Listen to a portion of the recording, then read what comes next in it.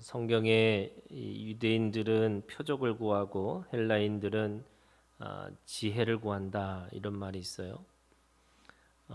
이 헬라인들에게는 지혜라는 것이 뭐냐면 오늘 말씀처럼 이 시대의 표적이라고 할 수 있습니다. 지혜라는 것은 살면서 살아가는 데 있어서 인생의 지혜 또 생명의 지혜 뭐 이런 거와 같은 거죠.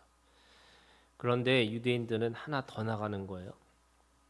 그 인생의 지혜에서 표적을 구하는 거죠. 오늘 보니까 하늘로부터 오는 표적이라고 얘기합니다. 그 하늘로부터 오는 표적이라고 하는 것은 이게 기적과 같은 거죠. 기적과 이적이라고 합니다.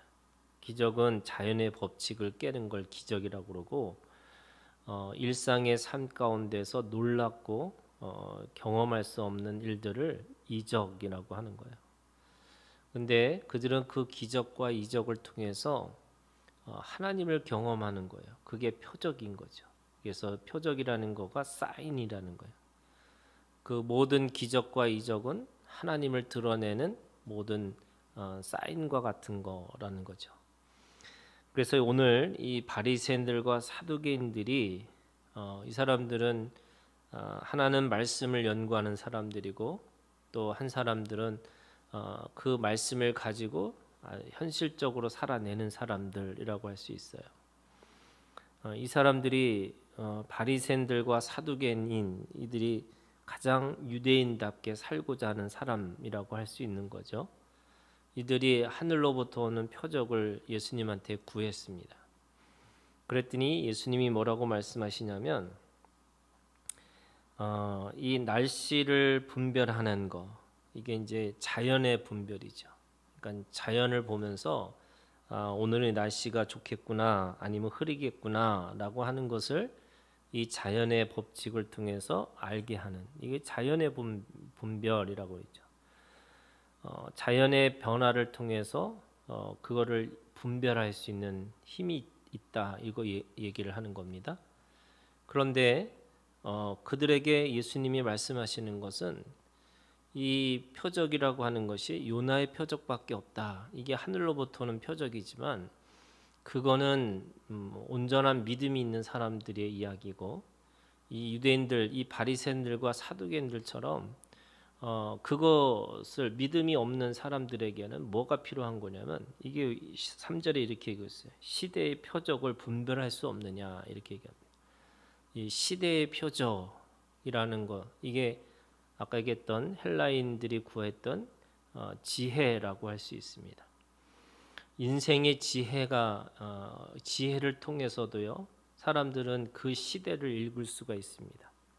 그런데 왜 그 가장 간단한 하늘의 표적은 뭐 대단한 믿음의 선물, 뭐 하나님이 주시는 그거를 깨닫게 하셔서 알게 할 수 있는 거지만 사람이 가지고 있는 이성으로만으로도 충분히 그 표적을 알 수가 있는데 왜 이 사람들은 그 시대의 표적조차도 분별할 수 없을까라고 하니까 4절에 이렇게 얘기합니다. 악하고 음란한 세대가 이렇게 얘기합니다. 왜 그들은 가장 기본적인 이성들이 마비가 됐고 또 생각할 수 있는 힘조차도 없을까? 또는 인생 가운데서 배워야 되는 지혜가 있는데 그 지혜조차도 없다는 거예요. 이유는 악하고 이 음란한 세대라고 얘기하는 겁니다. 이 악하다라고 하는 말은 그들의 마음의 동기부터가 무너져 있다는 거예요. 이 사람들은 인생의 지혜를 통해서 내가 어떻게 살아야 되지 또 어떤 것을 내가 추구하고 살아야 될지 이거에 대한 근본적인 질문조차도 하지 않는다는 거예요. 왜냐하면 악하는 거예요. 동기조차 악하는 거예요. 왜 동기조차 악하냐면 이들에게는 이 하늘에 대한 하늘의 표적을 구하지만 하늘에 대해서 관심이 없어요. 처음부터 없는 거예요. 그러니까 이들에게 있어서 이 관심은 이 땅에서 어떻게 자기가 이익을 위해서 내가 얼마나 다른 사람하고 비교하고 경쟁해서 잘 살 수 있을까? 이걸 악함이라고 얘기하는 거예요. 뭐 신앙적으로 그 악함에 대해서 사람들이 여러 가지 설명하지만 기본적으로 동기가 무너져 있는 겁니다. 음란하다라는 것은 목적이 잘못되어 있다는 거예요. 그 음란이라는 게 어떤 목적이냐? 자기가 가지고 있는 것을 통해서 쾌락을 추구하는 거죠. 그래서 하나님의 뜻과 소원과 목적에 관심이 없어요. 그냥 자신에게 이익이 되는지 그 동기예요. 그리고 그것이 결국 나를 잘 먹고 잘 살 수 있게 하는 것인지, 이게 음란이라고 하는 거죠. 그래서 그들 말은 바리새인들과 사두개인들, 유대인이라고 말하고 말씀을 연구하는 사람들이라고 얘기하고 또 그 말씀을 삶에서 적용시키면서 그 실생활에서 말씀대로 살겠다라고 하는 그런 사람이라고 하는데 그들의 동기와 그들의 목적이 바뀌었다는 거죠. 잘못되어 있다는 거예요. 그러면 선하고 하나님 앞에 이 온전한 관계를 하는 사람에게는 어떤 것이냐? 믿음 이전에 이 로마서로 얘기하면요, 기본적으로 사람에게 양심이라는 것이 있고요. 또 그 양심 속에 뭐가 있냐면 늘 그 본질을 또는 그 생명을 추구하고자 하는 그런 마음들이 있다는 거예요. 그게 뭐냐면 시대의 정신을 분별하는 거예요.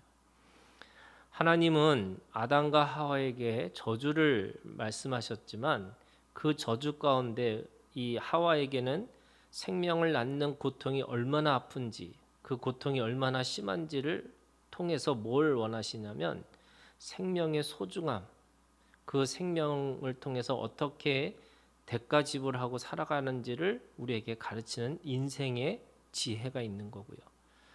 아담에게는 땀을 흘리고 노동을 해야지만 먹고 사는 거, 이것은 결국에는 자기가 이 땅만 보고 살아가는 인생은 결국 이 노동으로만 끝나는 것이구나라는 걸 깨닫게 해서 모든 아담에게 하늘을 보는 지혜를 알게 하시는 거예요.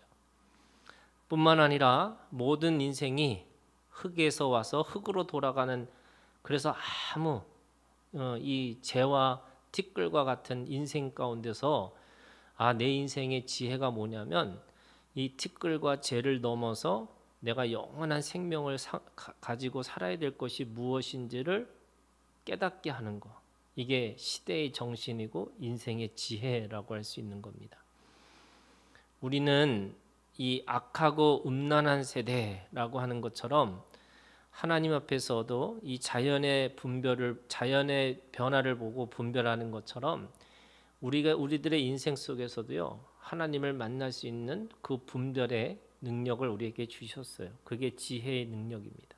그리고 그게 지혜의 분별이죠. 그런데 그거조차도 뛰어넘어서 예수님은 우리에게 이렇게 말씀합니다. 요나의 표적밖에는 보여줄 표적이 없느니라. 이 요나의 표적, 예수님이 죽고 부활하셨다라고 하는 이 믿음의 이 분별을 우리에게 허락해 주신 거죠.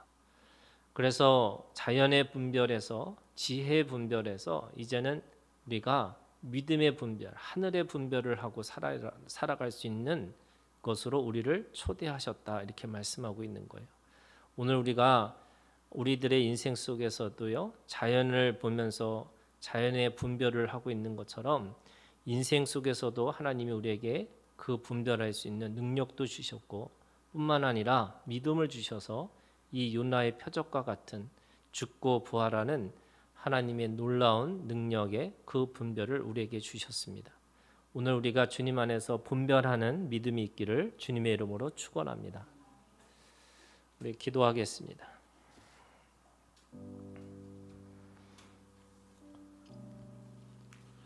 여러분, 이 시간 우리의 동기가, 우리의 목적이 정말로 하나님 앞에 있는지 우리 스스로 돌아보는 시간이 되고 기도를 하셨으면 좋겠습니다.